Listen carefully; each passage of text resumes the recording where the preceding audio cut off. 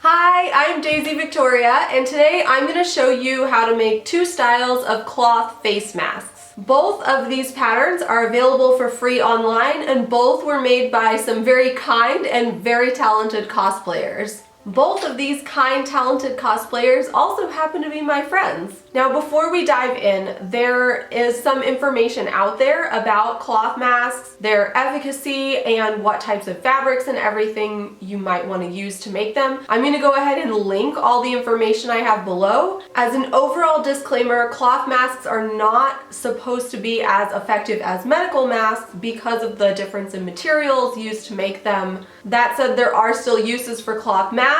If we are in a serious shortage, guidelines for PPE will be reduced. For those of us who are not in direct contact with pathogens on a regular basis, there are a few ways that cloth masks can help us. If we're getting close to a shortage, it frees up the medical grade masks for the professionals. Another way is that it helps to reduce the spread of droplets. So, when you cough or sneeze, you have droplets coming out with viruses or bacteria, whatever is infecting you. So these will be caught in your mask instead of spewing out onto your friends or anyone else that's around you, I guess, not just your friends. Another thing I think is really good about any mask is that it limits you from touching your face. So we have a big problem with touching our faces a lot. But if you've got a mask on, you can't just stick your fingers on your mouth because there's something in the way when you are feeling a lot of anxiety. If you can relieve that with something so simple like a cloth mask, that is such an easy way to free yourself to have a better immune system, because the more stressed you are, the more your immune system is taxed and the more likely you are to get sick. The first pattern I'm going to show you was drafted by my friend Ariana Bauer, who runs a website called Cosplay Sewing School. Ariana is a sewing teacher who specializes in cosplay. Please go check her out.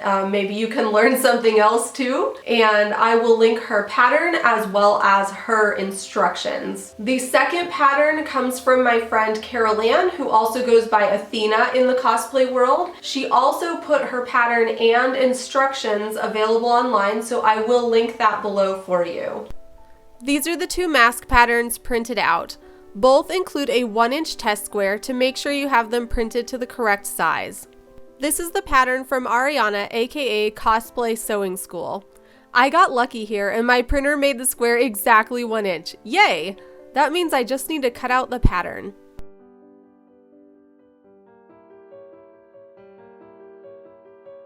There are some recommended fabrics included in each pattern and its instructions. I am using flannel for the interlining and cotton for the exterior. Each mask has 3 layers. The flannel interlining sandwiched between 2 layers of plain weave cotton. Dense weave cottons are best. Fabric should be pre-washed prior to using. I'm using scraps from previous projects, so I was already good to go.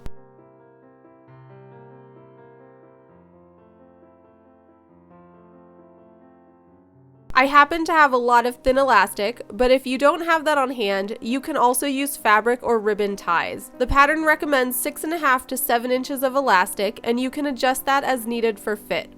First, I transfer the markings for the upper and lower dart seams as well as the pleats.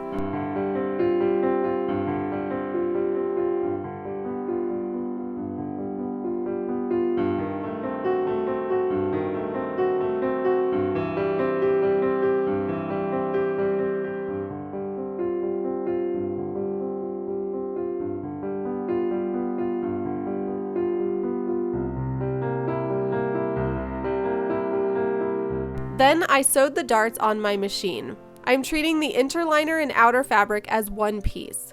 You can flatline this first, but it worked okay for me to just hold them together. I trimmed the darts close to the seam to reduce bulk.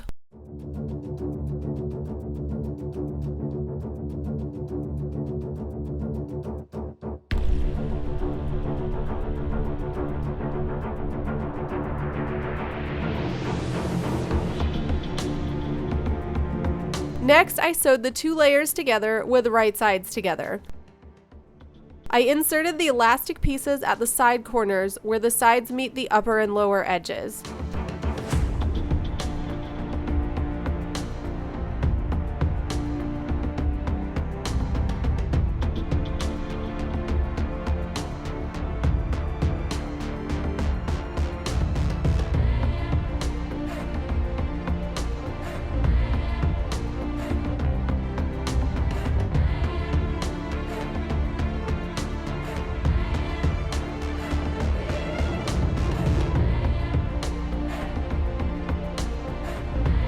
I clipped the corners to make it easier to turn the mask.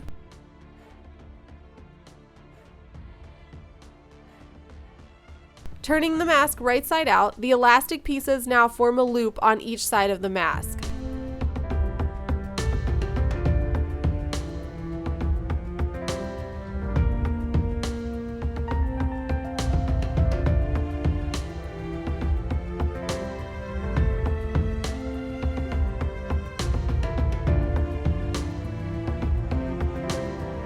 I pinned the pleats, 3 on each side, and then top stitched all the way around the mask, going over the pleats in the process.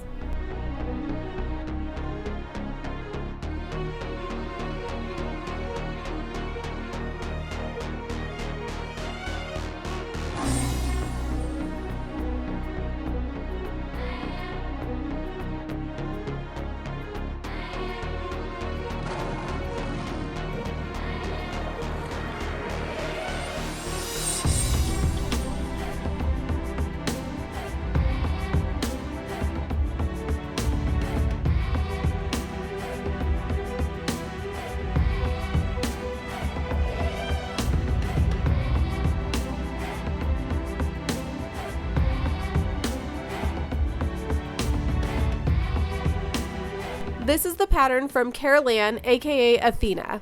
Here, my printer did not comply and the square is larger than 1 inch, so I will show you how to resize.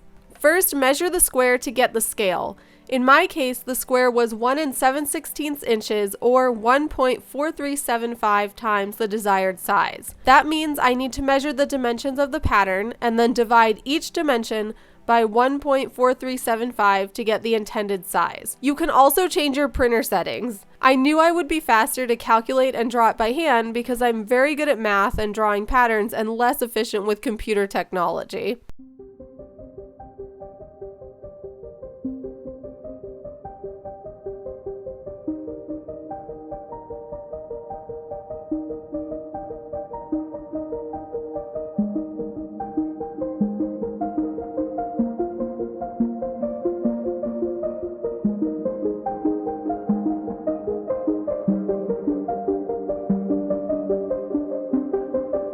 I am using the same cotton and flannel fabrics for this mask as well as the same elastic.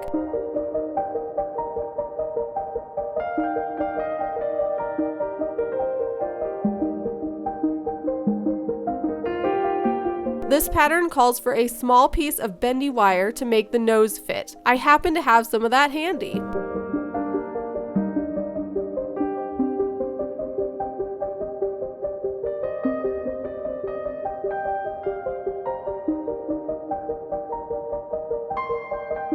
Once I cut the pattern pieces from flannel and cotton, it's time to sew. You can flatline the outer fabric to the interlining. Once again, I just held it together and it worked okay for me. I sewed the upper and lower darts in both layers of the mask.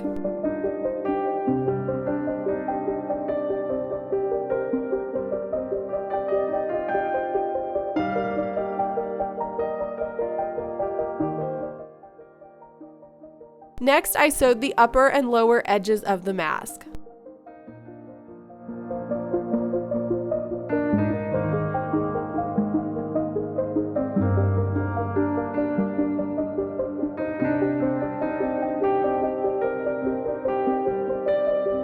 After turning the mask right side out, top stitching the upper edge allows a pocket to place the wire. I wanted to make sure this particular wire behaved itself, so I sewed along the edges of where it needs to stay also.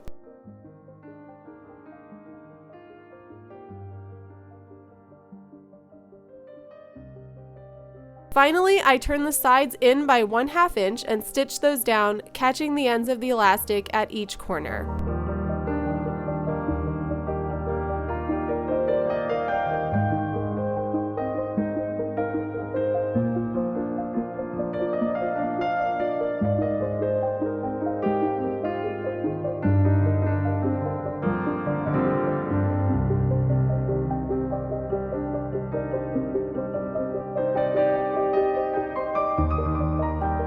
At the time of this video, we are in a shortage, and many facilities have called for homemade mask donations.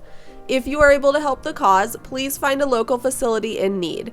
I will place any resources I have in the description of this video. If you guys like these masks, make sure you get the patterns, which I will link below. I know this is kind of a weird video, but if you want to subscribe to me for fantasy and historical costumes and cosplay, please feel free to do so. I hope that you guys have a successful time making your masks. I'll see you back here again with a totally different video all about a historical costume I made next time. Bye bye.